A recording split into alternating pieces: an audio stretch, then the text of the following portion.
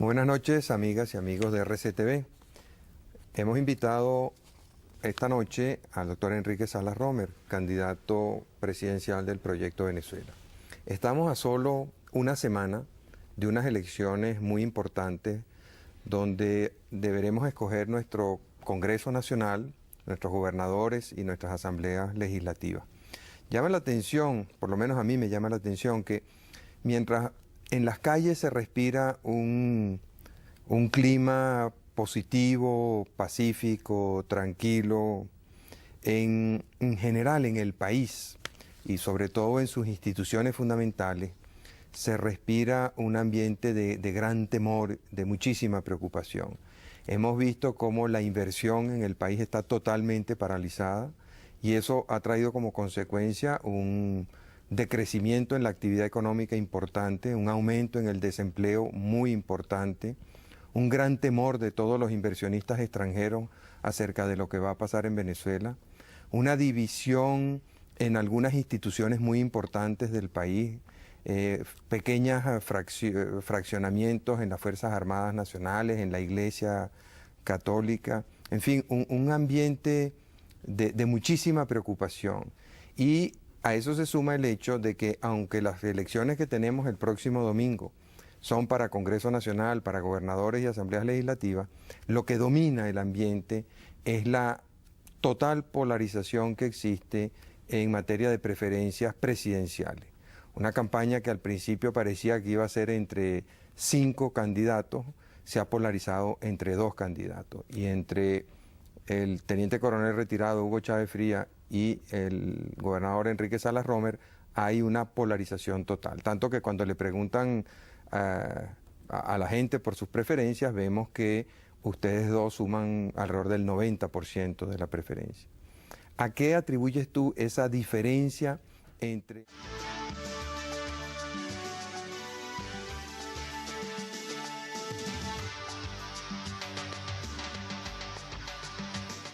la cierta calma, tranquilidad que se vive en la calle y la enorme preocupación que se vive a nivel institucional? Marcela, la pregunta es excelente, porque realmente yo he venido manteniendo por mucho tiempo, sobre todo ante la gente que señalaba que el fenómeno Chávez era consecuencia de la acumulación de odios y frustraciones, que es verdad que esas frustraciones existen sin duda alguna, pero que yo no apreciaba ni aprecio a ese clima en la población. Hay más bien esperanza. Yo creo que hay esperanza porque están surgiendo nuevas fuerzas que tienden a sustituir a fuerzas que el país siente como agotadas.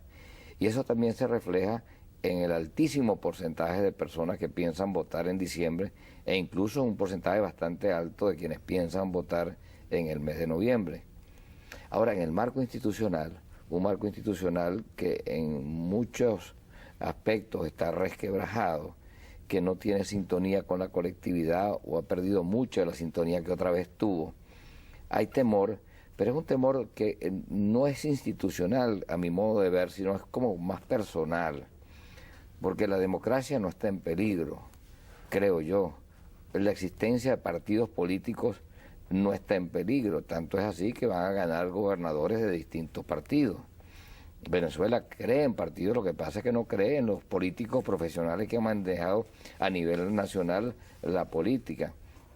En materia económica hemos estado acostumbrados a que utilizamos el gobierno como una palanca para estar de un lado u otro de la estructura de poder y ahora nos vemos obligados, o se ven obligados los empresarios, a votar a conciencia por una fórmula que más se acerque, digamos, a su ideología, a su ¿Por qué dices tú pensamiento. que la democracia no está en peligro? Porque aunque es verdad que el teniente coronel Chávez se profesa democrático hoy en día, intentó un golpe de Estado el 4 de febrero de 1992, en este mismo programa confesó que se sintió muy mal cuando la noche de los tanques iban a dar un golpe y él no estaba en ese golpe. También me dijo en este mismo programa que Caldera tuvo que soltarlo, porque si no, quién sabe lo que hubiera pasado, una amenaza latente. Hace pocos días a los pobres masistas que tratan de acompañarlo en Apure, le sacó un látigo y los amenazó con perseguirlos hasta la frontera o algo parecido. O sea, ¿por qué piensas tú que no está amenazada la democracia? Entonces, ¿qué amenazaría la democracia? ¿Otro golpe? Bueno, quizás porque yo no creo que él tiene posibilidades de ganar, Marcel. Porque no, en las encuestas aparece muy parejo contigo en este momento. O sea, la única encuesta en que pierde contigo es cuando le preguntan a la gente si hubiera solamente dos candidatos, Enrique Salas Romer y Hugo Chávez Frías. Solo en esa la gente prefiere a Enrique Salas Romer. Pero hace un mes, cuando hacían esa misma pregunta, él ganaba con un 10% más. Sí. O sea que su posición se está deteriorando. Faltan todavía 5 semanas para el proceso final.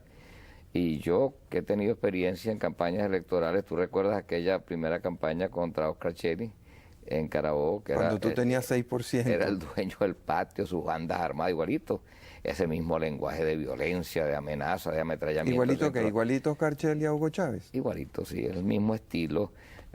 ¿Cómo lo caracterizarías? Guapetón de barrio, de amenazar, de amedrentar, de crear un clima de inseguridad como una forma de que la gente no se atreva a expresar su opinión. Pero fíjate, la gente le tenía mucho temor a esas bandas armadas. ¿Y qué se han hecho? Murieron, desaparecieron con su poder político, porque era una vinculación directa de la política con la delincuencia, y de la delincuencia y la política con el manejo del Poder Judicial, parte del Poder Judicial, con la Medicatura Forense, con la Fiscalía General de la República, algunos fiscales, algunos jueces, algunos médicos forenses. Toda esa estructura cayó al perder su sustentación política. Ahora estamos frente a una persona que no tiene esos anclajes, evidentemente, en el mundo institucional venezolano, pero que sí tiene ese mismo estilo prepotente de amenaza. Solo oír los discursos apunta en esa dirección. Pero eso es un tipo de lenguaje que, al menos de acuerdo a mi experiencia, no cala en el pueblo venezolano. Ahí lo que está esperando es alguien que no le tenga miedo para que todo esto caiga como... ¿Tú le tienes miedo a Hugo Chávez? Yo le he pedido 100 veces que debata conmigo, Marcel. Lo hice. ¿Y por qué crees que no lo hacen? Yo creo que hay cierto temor, ¿no? Temor físico, no estamos hablando de retarnos unos a otros, a caernos a golpe en una esquina. Pero creo que él teme un poco a su capacidad para contener sus ímpetus o que sus intenciones violentas puedan quedar al descubierto ante una cámara de televisión o que intelectualmente no pueda manejar ciertos argumentos. ¿Tú lo calificarías de miedoso? Desde el punto de vista intelectual, sí. ¿Y de cobarde? Sí. No, yo no llegaría a eso, aun cuando su único acto de heroísmo fue invadir el Museo Militar, ¿no? Pero a donde yo voy... ¿Por qué lo dice con esa sonrisita? Bueno, porque así, eso fue el único acto. Bueno, él explicó que se rindió porque se dio cuenta que estaba derrotado y quería salvar vidas. Debía haber pensado eso antes, debe ser perder tantas vidas, ¿no? Pero en cualquier caso, volviendo al punto de partida, Marcel, con relación al que no hay peligro para la democracia, es porque siento que el país realmente quiere seguir ejerciendo la libertad y lo que está buscando es una persona que tenga suficiente credibilidad, suficiente carácter, suficiente autoridad para garantizarle al país que va a erradicar la corrupción, las ineficiencias, la suciedad, el sectarismo, la complicidad como estilo de gobernar, o al menos que va a poner orden, que va a gerenciar el país con un sentido de responsabilidad social, con respeto al ciudadano.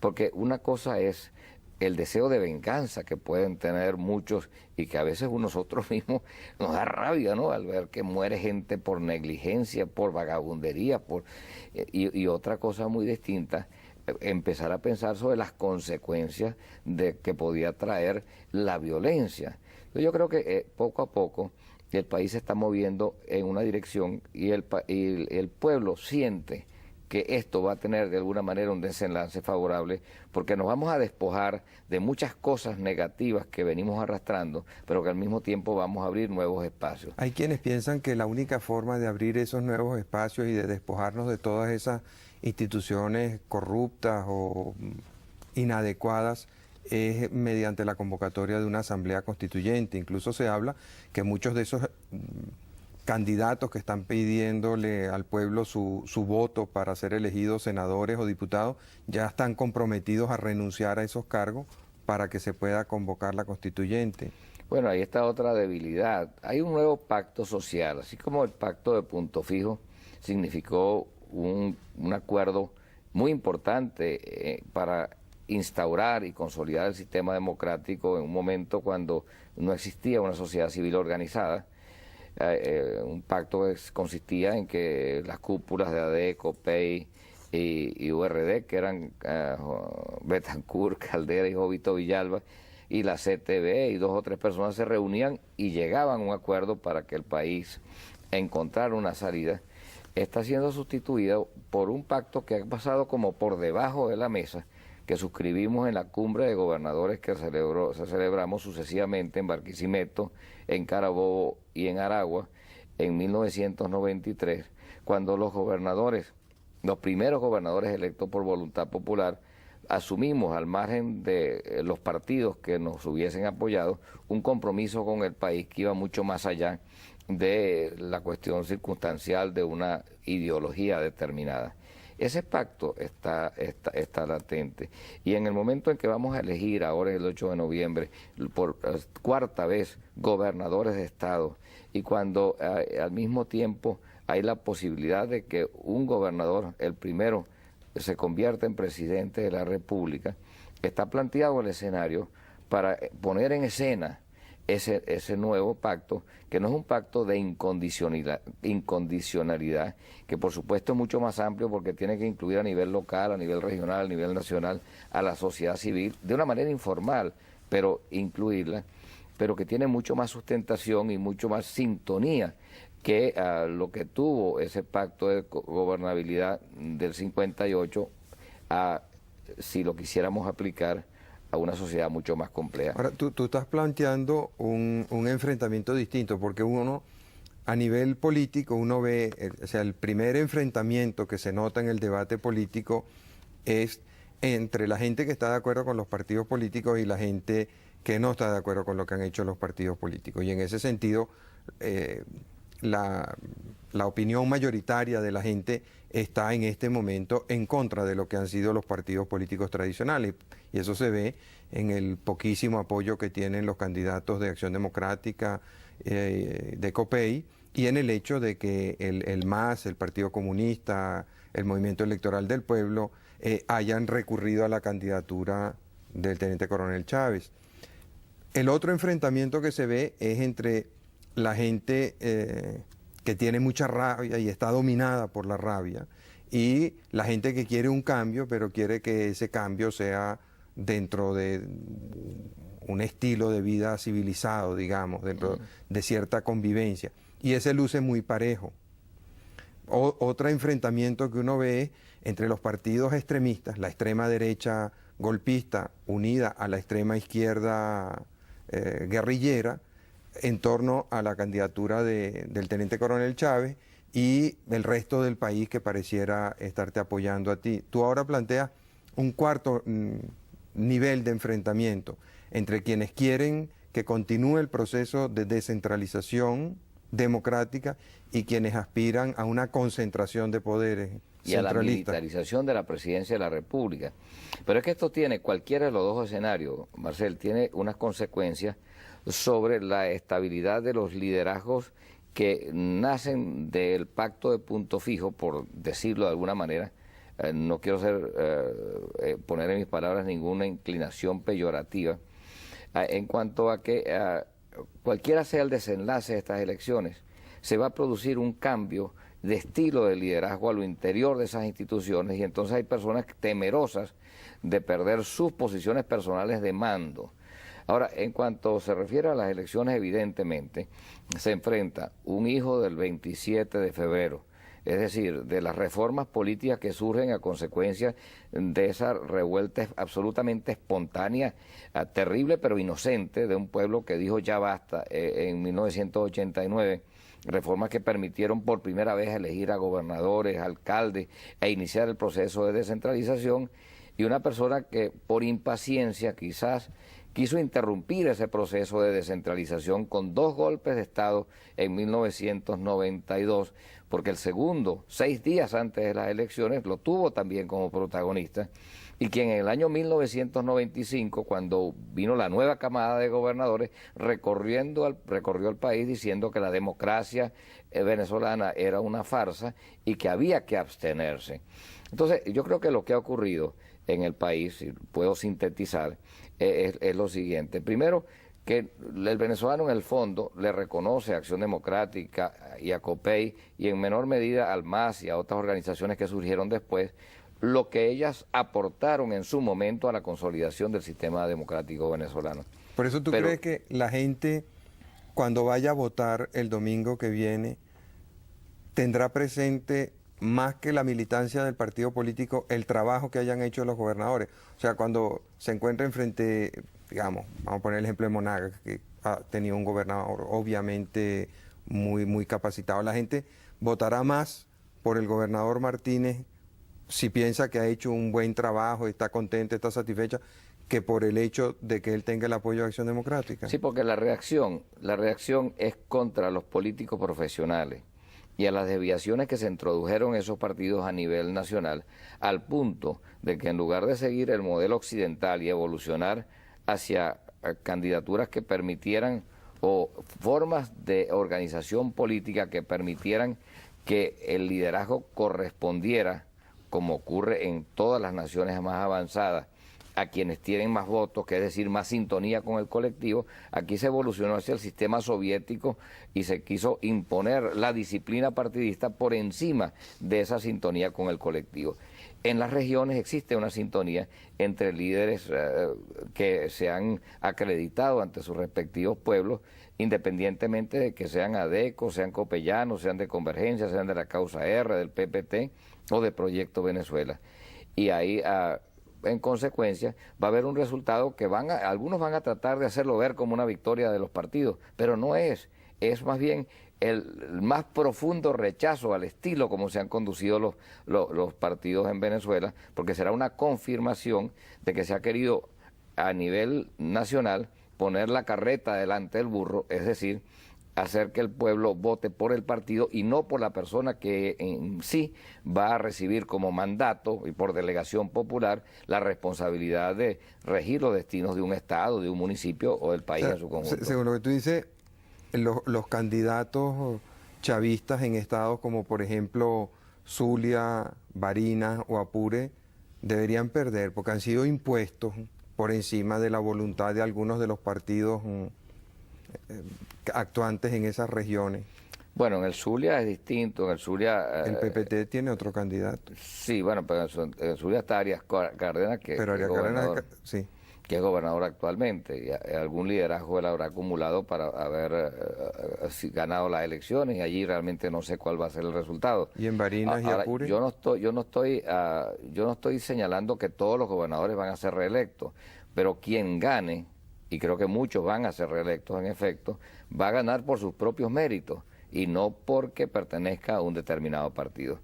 Cosa distinta ocurrirá con el Congreso. La gente va a cruzar el voto, sin duda alguna, porque todos los estudios cualitativos de opinión que hemos hecho nosotros señalan que la gente a la hora de votar por un candidato, por el Congreso, va a tener presente que debe darle respaldo al candidato presidencial de su preferencia.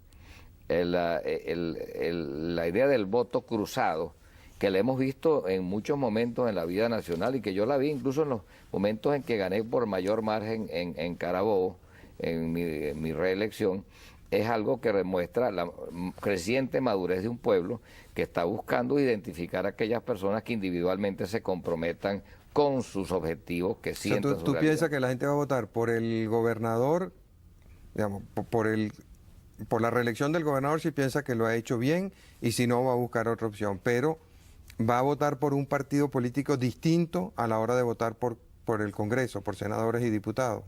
Va a votar a la hora del Congreso, va a votar por el Congreso que quiere él que apoye a su candidato presidencial. O sea que va a haber una referencia nacional cuando se escoge el gobernador y va a haber una referencia nacional Ahora, vinculada a la candidatura presidencial a la hora de escoger esto. Estamos a una semana de las elecciones Sí. y nadie sabe cómo votar. Claro.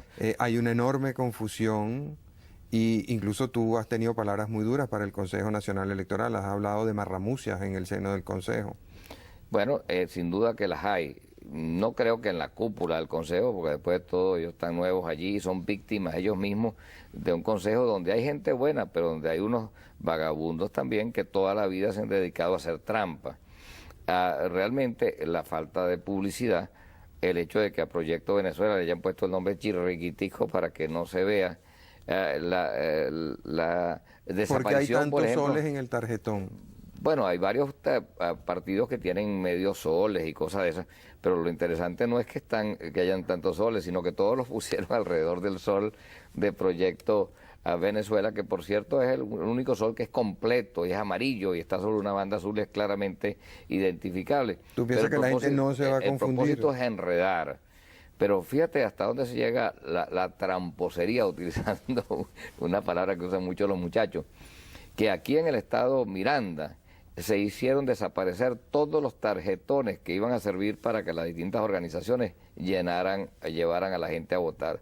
Le atribuyen esa marramucia al gobernador actual del estado Miranda, que según se dice tiene una mente maquiavélica y una capacidad de maniobra muy grande, pero cualquiera que haya sido el responsable, es una vergüenza de que los tarjetones para que la gente aprenda a votar en un sistema distinto y cuando va a haber numerosos partidos y cuando en el estado Miranda se han inscrito 42 organizaciones distintas por el propio gobernador para que ese tarjetón tuviera dos caras.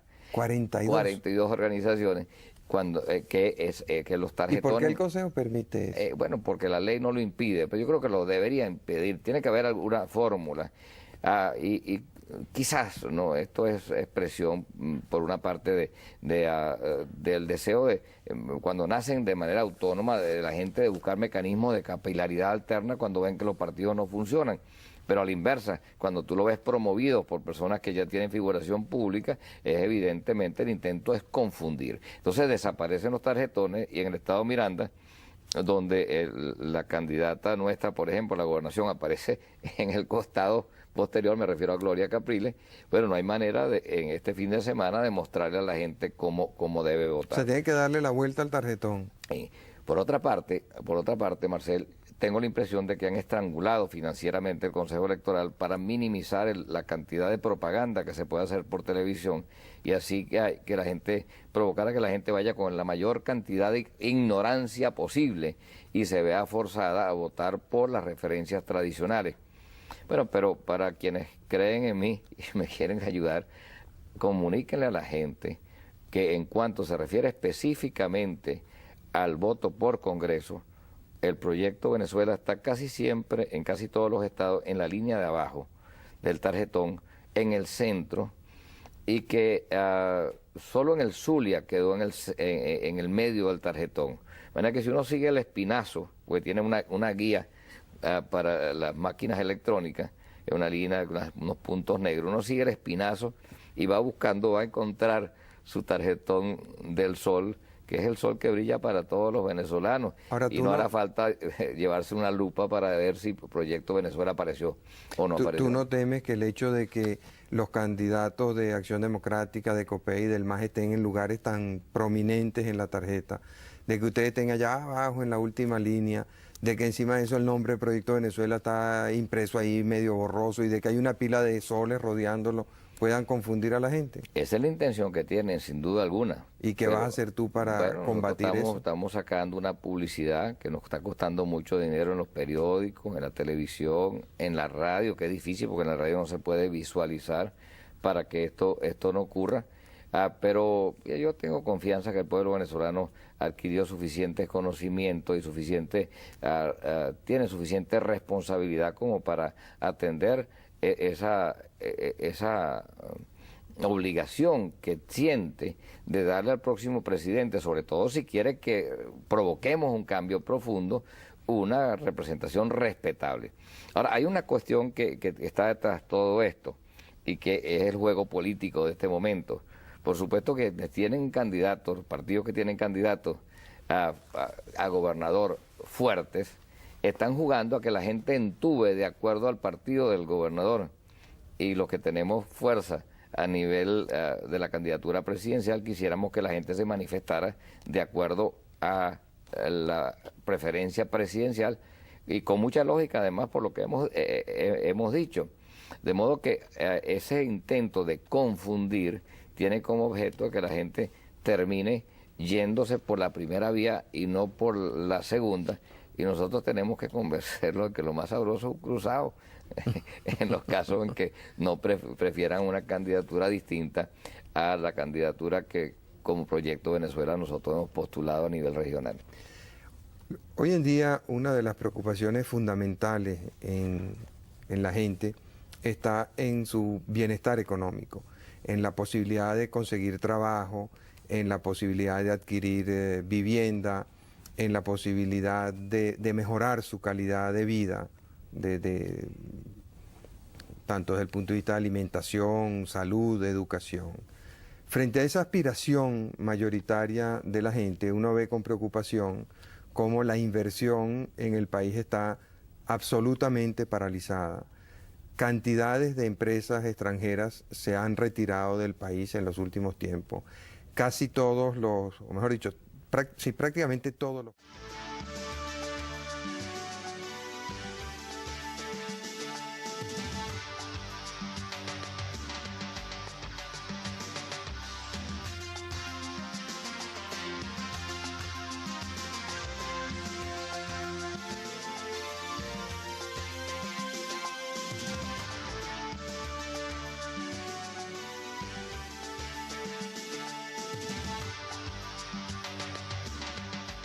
proyectos de inversión importantes están paralizados en este momento.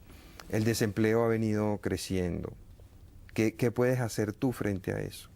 Ganar para que regrese la confianza. A mi adversario, cualquiera sean las razones, y no me toca a mí juzgarlo, infunde temor en los inversionistas nacionales, en los inversionistas extranjeros, y tal es la situación que hay un reportaje reciente en el Miami Herald que refleja cuánto han subido los precios de las propiedades en Miami, porque los venezolanos están como locos sacando dólares y comprando propiedades allá. Eso ha generado una fuga de capitales, una alza de las tasas de interés, despidos de numerosos trabajadores, sobre todo en aquellos productos que se compran a crédito, por ejemplo la vivienda, con paralización de la construcción, los vehículos, paralización de las ensambladoras, las neveras, los televisores. O sea que las cuotas han subido tanto que la gente ha dejado de comprar o ha devuelto incluso muchísimos vehículos, entonces baja la producción y quien paga las consecuencias de esos temores es el pobre, ¿no? O el trabajador en todo caso, que es desplazado de su fuente de trabajo. Ahora, al comienzo de la intervención tú me hablabas de la constituyente. Y esa es la gran falla de fondo de la constituyente. Y eso ha quedado claramente establecido. Afortunadamente ayer el presidente del Congreso colombiano, ayer o antier, señaló que la constituyente no resolvió absolutamente nada en Colombia. Pues es que con las constituyentes, yo le pregunto a los grupos humanos con los cuales yo me reúno con creciente frecuencia, sin haber conversado con ellos antes y en plazas públicas donde acudo a juramentar a los comandos de Proyecto Venezuela y asisten muchos curiosos, le pregunto, ¿con la constituyente se va al mercado? Y la gente grita, no, y se consigue empleo, no, y mejora la seguridad, no, y la salud y la educación, no. Y entonces le pregunto, ¿y qué vamos a hacer con este señor cuando venga a proponer una constituyente? Y la gente dice, fuera, fuera, fuera, porque en el fondo es una bandera falsa, que llevó la intención de engañar al pueblo, engatusándola con la idea de que, como por obra de magia, la constituyente iba a resolver los problemas fundamentales que atañen al venezolano, y el debate, mientras se sostuvo, mantuvo fuera de la discusión los problemas esenciales que tiene el país. Por cierto que ahora, con esta polémica con el general Rojas Pérez, en vez de debatir sobre los temas que interesan a la campaña, da la impresión de que el MBR y su gente y sus candidatos están empeñados en propiciar contiendas distintas a la verdadera contienda presidencial con el fin de mantener permanentemente distraída la opinión pública. Cuando yo le formulé la pregunta sobre la constituyente al teniente coronel Chávez, él me contestó con una cita bíblica que parece que ha hecho en otros programas también, no solo de pan vive el hombre. El otro día, bueno, eso quiere decir que está reconociendo que la constituyente no resuelve nada. Y cuando esa cita bíblica no está referida, sin duda alguna, a que elijamos otro Congreso y hagamos otras leyes en un país que tiene tantas leyes. Por supuesto que tenemos que reformar la Constitución en muchos aspectos. La cita bíblica está referida a que el ser humano requiere también un desarrollo espiritual, un desarrollo cultural, un desarrollo que no tiene que ver con la esfera específicamente pecuniaria. Pero muchas veces he señalado que no podemos ponerle demasiada atención al petróleo, porque si bien el petróleo es importante, hay cosas que pertenecen al territorio del alma del venezolano que la hemos descuidado mucho. Pero ciertamente la constituyente no es uno de esos casos. Y el mismo hecho de que él ya esté reconociendo que no resuelve los problemas, que no es una panacea, explica por qué ha ido tomando cada vez la defensiva más y por qué ahora intenta desviar esto hacia la idea de un eventual golpe de Estado que no va a ocurrir y a crear temores en la sociedad venezolana con el propósito no solamente de distraer la opinión pública, sino de mantener este clima de zozobra donde espera pescar las mayores voluntades posibles. Hace un momento comentábamos de los temores que había entre los inversionistas, tanto nacionales como extranjeros, que ante la incertidumbre de quién va a ganar las elecciones han paralizado todas las inversiones en el país. Pero no nos hemos referido a la industria que mueve a toda la economía venezolana, que es la industria petrolera. En la industria petrolera en este momento hay una situación de pánico. Ha habido muchas agresiones hacia su dirección y hacia sus planes, hacia sus programas, por una parte. Por otra parte, el gobierno, para cubrir sus necesidades, desangró a la industria hasta el punto de que la está obligando a endeudarse para que le pague un dividendo y de esa manera no tener que reducir el gasto público. Y como consecuencia, mucha gente está renunciando dentro de la industria, mucha gente está pidiendo la jubilación anticipada. Los programas de la industria petrolera para el año que viene deberían preocuparnos a todos los venezolanos, ya que las insuficiencias de caja que han provocado todas estas medidas de reducción de la producción y de pago del dividendo han hecho que hayan tenido que paralizar actividades de exploración que son fundamentales para mantener los niveles de producción actuales. Y también han tenido que cerrar muchos pozos que va a costar mucho reabrirlo. ¿Qué vas a hacer tú con la industria petrolera? La vas a encontrar en muy mala situación. Entonces, como le decía yo a Irene Sáenz el domingo pasado, imagínate que estás en Miraflores, que te han elegido presidente de la República, ¿qué vas a hacer con la industria petrolera?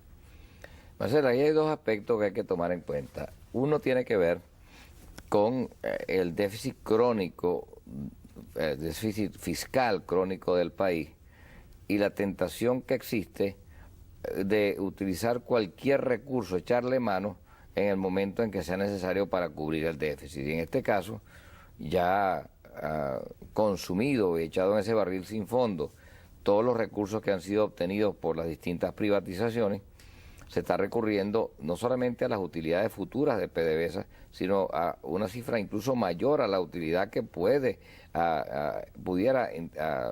obtener PDVSA el año que viene, según las estimaciones que se tienen.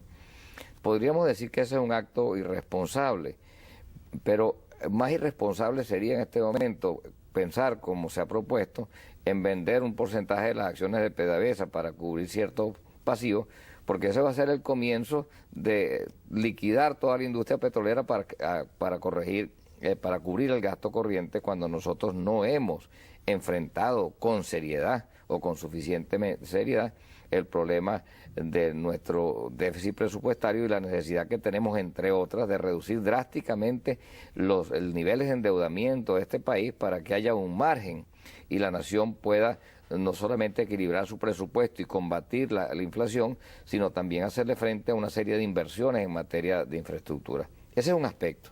El otro tiene que ver con los temores. ¿Cierto? A mí me recuerda mucho, y quizás alguna gente piensa que es exagerado, el estilo de Hugo Chávez Frías se parece mucho al de Oscar Chely, en el sentido de amedrentar. ¿Qué tiene que hacer un candidato presidencial señalando que él le va a cortar la cabeza a los directivos de PDVSA cuando él perfectamente va a tener esa potestad cuando sea presidente de la República, siendo que la nación es el único accionista de PDVSA?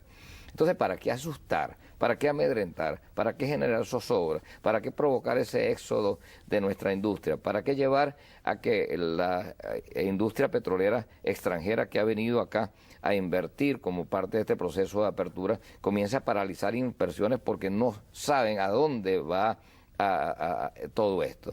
Creo que allí hay un hilo de irresponsabilidad y de tendencia a la violencia y al atropello que seguramente mi adversario principal quiere ocultar, porque son cosas que le tendría que responder a nuestros televidentes si nosotros pudiésemos conversar civilizadamente frente a un televisor en un debate como el que suele celebrarse en otras naciones del mundo. ¿Tú me autorizas a que yo esta noche invite al teniente coronel Hugo Chávez Frías a un debate contigo por Radio Caracas Televisión? Te deseo la mayor suerte, ¿no?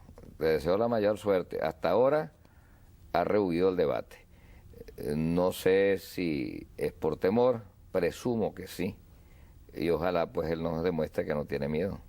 Teniente coronel Chávez, muy cordialmente, en nombre de RCTV, lo invito a que concurra a un debate con su oponente, el doctor Enrique Salas Romer, a través de la pantalla de RCTV. Si está viendo el programa, le agradezco se comunique conmigo. Si algún amigo o seguidor suyo lo está viendo, le pido que le transmita esta información al teniente coronel Chávez y me pueden contestar por los teléfonos de RCTV. Gracias. Además, para su tranquilidad, esto no va a ser un enfrentamiento en que nos vamos a ofender unos a otros. Seguramente habrá un moderador que le hará una pregunta a uno, le hará la misma pregunta al otro, habrá posibilidad de respuestas. O sea, todas estas cosas se pueden conversar, de manera que no tenga tanto temor, comandante.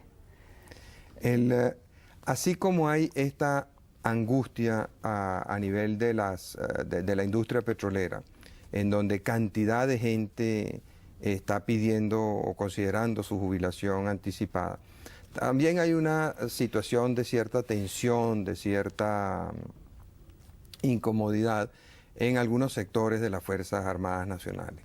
A raíz de este emplazamiento que el teniente coronel Chávez le hizo al presidente de la República de que destituyera al general Rubén Rojas Pérez, ha habido incomodidad en el seno de las Fuerzas Armadas Nacionales. Lo mismo por algunas manifestaciones de algunos seguidores del teniente coronel Chávez con respecto a la existencia, a la vigencia de las Fuerzas Armadas de Cooperación, nuestra Guardia Nacional. Aparentemente hay sectores cercanos al teniente coronel Chávez que piensan que la Guardia Nacional no debe formar parte de las Fuerzas Armadas Nacionales, que son un organismo distinto, con funciones más bien de vigilancia, de resguardo, de policía, y aspiran a la separación de las Fuerzas Armadas de Cooperación del seno de las Fuerzas Armadas Nacionales. ¿Cuál es tu posición con respecto a estos dos puntos? Mira, yo creo que hay cierta animadversión hacia el comandante Chávez de parte de las Fuerzas Armadas de Cooperación, pero que no nacen de este elemento, que es algo que ha estado ha sido un tema de discusión privado, cuál debe ser el rol verdadero de la Guardia Nacional. Pero el problema de fondo es otro. Yo que viví los acontecimientos del 4 de febrero, siendo gobernador, y participé en el proceso de conversaciones que llevaron a que los tanques que rodeaban los cuarteles de la Guardia Nacional se retiraran. Sé que la Guardia Nacional se sintió ofendida por la movilización de fuerzas. El 4 de febrero, en Valencia, las fuerzas golpistas rodearon los cuarteles de la Guardia Nacional. Sí, señor, los rodearon. O sea, eran sus enemigos. Y yo personalmente fui y tuve una larga conversación con el teniente que había dirigido esa operación, tras la cual ellos se retiraron, se replegaron, y volvió a reinar la paz. Pero allí quedó como una fricción. ¿Y si hubo tanta paz en Carabobo porque hubo unos muertos? Porque cometieron, Marcel, un crimen. Allí hubo ¿Quién lo cometió? los insurrectos. En cuanto a que no me refiero a este teniente y a otros que inocentemente, porque no estaban metidos en el golpe, se involucraron, un poco molestos por ciertas situaciones que vivían en el mismo seno de las Fuerzas Armadas. Por ejemplo, había oficiales que se bañaban con totuma porque no tenían agua, no tenían vivienda de guarnición. Después nosotros nos ocupamos de meterle la mano un poco al ejército en Carabobo para que mejoraran esas condiciones. Me refiero a quienes sí estaban comprometidos con los líderes de este golpe y se dedicaron a armar a los estudiantes durante toda la mañana del 4 de febrero, y esos estudiantes, después que habíamos logrado que se retiraran los tanques de la Guardia Nacional, después que yo intervine en el aeropuerto convenciendo al oficial que estaba al frente de las fuerzas que habían tomado el aeropuerto de Valencia para que regresara y se reportara a su propio jefe natural, porque lógicamente no quería entregarse a un comandante de la Guardia Nacional por esas rivalidades que existen.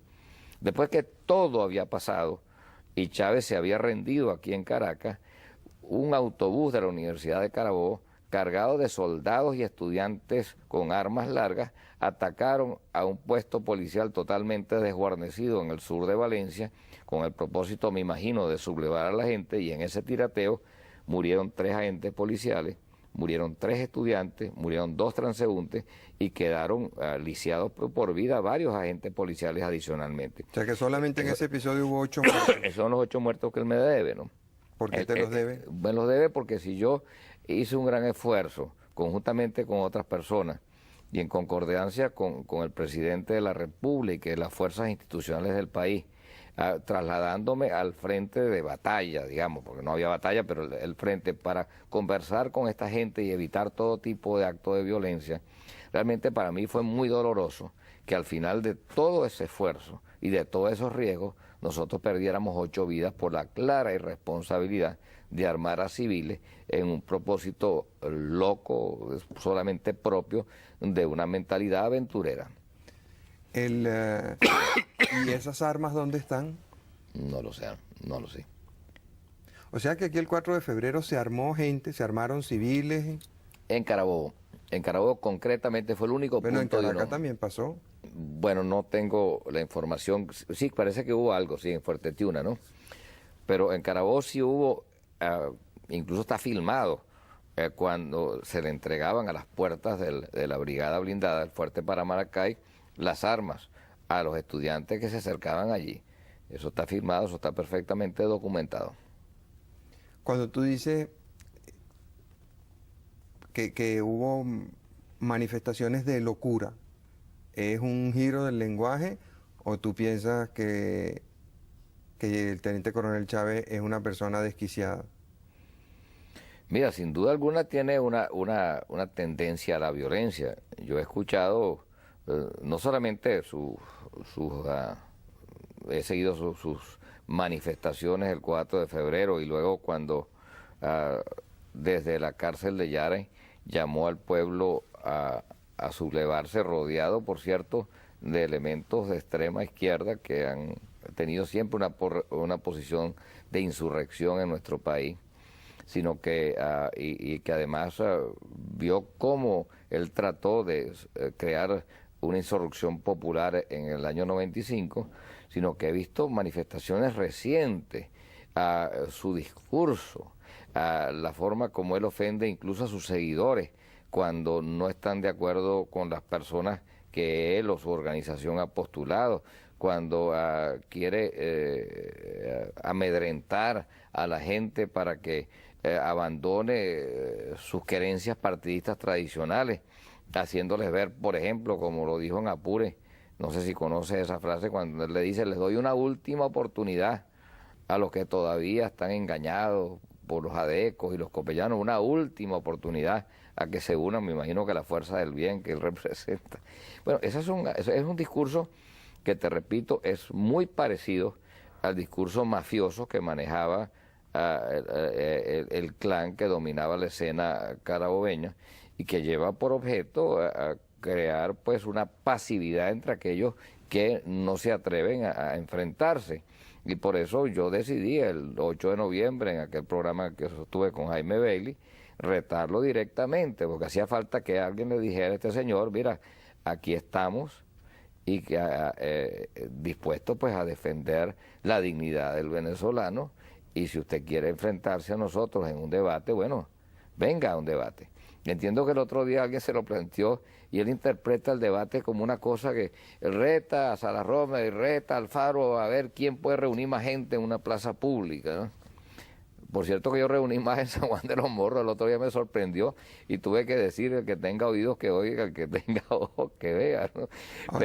Pero realmente esto no es una batalla de fuerza física ni de movilización humana. El país está tratando de escoger un presidente en un momento muy delicado de su historia, cuando vamos a finalizar un siglo, cuando estamos entrando en un nuevo milenio que puede ser lleno de esperanza. Nosotros no podemos tomar las decisiones como si estuviéramos peleando guapetones de barrio, alguien quien tiene más fuerza o capacidad de movilización.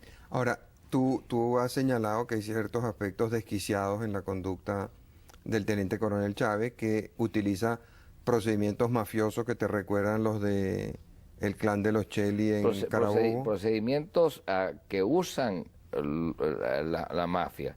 No quiero decir que sea mafioso, sino que ese mismo estilo que lo usaron también otros tipos de regímenes a lo largo de la historia, sí está presente en su lenguaje.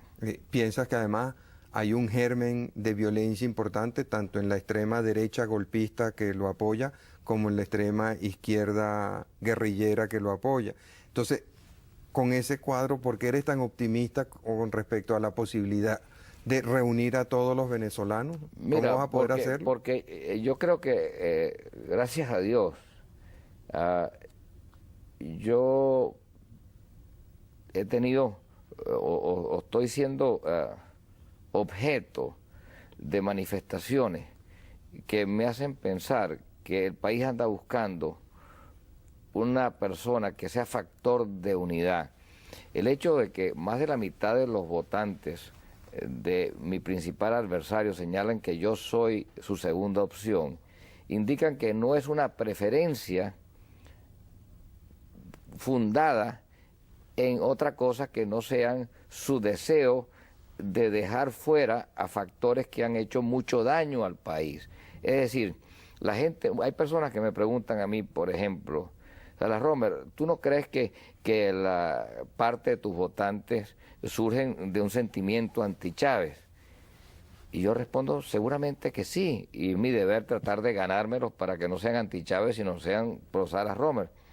Pero yo me pregunto cuántos de quienes apoyan a mi principal adversario no están con él porque están con él, sino porque están contra una serie de vicios que de paso él nunca ha logrado derrotar, y en cambio yo sí logré erradicar del escenario político carabobeño. El otro día, Luis Miquelena, que sin lugar a duda es el hombre más inteligente que hay en la campaña de Chávez, me decía, yo le preguntaba por el cuento ese de la fritanga de los adecos que ellos estaban presuntamente organizando. Y entonces me eché este cuento, me dice, no, más bien me ha pasado lo contrario, chico. El otro día me encuentro con una persona que me pregunta si es verdad que nosotros vamos a freír todo ese poco de adecos y copellanos. Y yo le digo que no, que eso fue una expresión de lenguaje. Entonces el tipo me dijo, entonces no voto por Chávez. Yo iba a votar pensando que de verdad los iba a freír. Ahora, yo me encuentro con una cosa curiosa. En muchos sitios del país, gente con sus boinas rojas se me acercan, pues yo siempre me acerco y los saludo, pues de todas maneras, después de todo esto es algo civilizado. Y hay algunos, por supuesto, que insisten y tal, pero la mayoría me dicen, mira, Enrique, tenemos que resolver esto entre nosotros, hay que cambiar el país. O sea que hay en la presencia de mi candidatura un elemento que ojalá me ayude a hacer lo que realmente quiero ser, un factor de unidad, y en el marco de una nación muy dividida, donde hay temores. Ahora, ¿cómo puede ser ese factor de unidad si la gente está de verdad tan indignada, tan agobiada, tan descontenta? Bueno, es que estamos unidos contra todos estos vicios, Marcel. Pero una cosa es estar unidos contra los vicios y otra cosa es asumir posiciones contra las personas, salvo las que tengan que pagar los delitos que han cometido. pero yo no creo que yo tengo que matar a nadie para poner orden, por ejemplo, en los hospitales. Me da vergüenza en un hospital tan extraordinario como el Hospital del Llanito, por ejemplo, que para mí es el mejor hospital que yo he visto en cuanto a diseño, y todavía está bastante bien mantenido, aunque tiene alguna deficiencia, encontrar, digo, que no hay nada, no hay medicamentos de ningún tipo. Y eso es un hospital de lujo al lado de algunos hospitales que uno encuentra en el país, donde la gente se está muriendo por falta de atención médica, pero no porque los médicos no los quieran socorrer, sino porque no tienen las herramientas en la mano para poderlo hacer. O ver ¿Y cómo de dónde va a salir en el todo el hospital de dinero? Valera, donde gastan un realero en gente por ese clientelismo partidista enfermizo, ver que hay enfermos en el hospital de Valera que tienen 8 meses esperando, por ejemplo, que un clavo para poderle corregir una factura de una pierna, o personas que tienen más de un año esperando una operación por un aneurisma, cosas de ese tipo que no son explicables en el marco de un país que despilfarra tanto dinero. Contra eso sí estamos. Y a lo mejor hay coincidencias en lo que la gente presume que este señor haría y en lo que yo pretendo hacer. Y por eso la afinidad que existe entre mucha gente que hoy está votando por él, porque a lo mejor quisieran verme a mí como ser más duro contra los adecos y los copellanos, y no saben que yo fui, pero no contra Adey y Copey, sino contra las mafias que se habían enquistado y apoderado del poder en el estado que me tocó gobernar. Ese elemento es un elemento que creo que nos une a todos los venezolanos. Es una cuestión de conciencia, conciencia frente a los enfermos, conciencia frente a los pobres, los que no tienen servicios y que produciendo la terrible paradoja de que somos una nación rica, poblado por una mayoría de ciudadanos pobres, la injusticia que supone ver a ancianos que pagaron y contribuyeron al Seguro Social haciendo manifestaciones porque se robaron los dineros del Seguro Social. Esa es una solidaridad humana que yo creo que une a todos los venezolanos. Pero más allá de atacar esos vicios, tenemos que llamar a la gente del trabajo, la gente de buena voluntad, la gente de la cultura, la gente de la tecnología, la gente de la educación, la gente de todas las esferas de la vida pública venezolana a una alianza superior que nos permita hacer las reformas que tenemos que hacer y enfrentar cualquier sublevación, porque las habrá, de aquellos elementos que se van a sentir desplazados por un nuevo estilo de gobernar. Ahora, ese nuevo estilo de gobernar que viene, cualquiera que sea la circunstancia, es el que tiene en una posición de temor a mucha gente que ha vivido y medrado de instituciones y que ahora teme, con mucha razón, de que van a perder sus posiciones de privilegio. Bueno, muchas gracias, Enrique. Espero que nos veamos pronto si el teniente coronel Hugo Chávez Frías acepta tu invitación a un debate para el cual Radio Caracas Televisión ofrece gustosamente sus estudios, moderador que ustedes quieran escoger para ese debate, la hora a la que quieran que se celebre el debate. Creo que hay un gran interés de parte de la gente. Si me permite decir algo, quisiera aprovechar para pedir a los televidentes que vayamos a votar el 8 de noviembre. Yo creo que tenemos que entender que el voto es el arma del hombre libre, y cualquiera sea tu posición, tú que me estás oyendo, estés en favor o en contra mía, tu deber es ir a votar. Creo que vivimos un momento especialmente difícil, delicado. En las próximas semanas se va a decidir la forma como los venezolanos vamos a ser gobernados, no por un periodo constitucional, sino por muchos años, y en la medida en que vayamos a votar y le demos legitimidad real al próximo Congreso, a los gobernadores de Estado y más adelante al próximo presidente de la República, bueno, tendremos más fuerza, Marcel, para convocar esa alianza, esa unidad superior a la cual yo aspiro y en la cual sueño en camino a devolver la alegría a mi país. Bueno, muchas gracias, Enrique, muchas gracias, amigos, por su atención. El próximo domingo estaremos dedicados básicamente a dar información sobre los resultados electorales, de manera que creo que no será sino hasta el 15 que regresaremos con Primer Plano. De todas maneras, estén pendientes de sintonizar a RCTV porque habrá toda la información sobre el proceso electoral y los distintos gobernadores, senadores, diputados que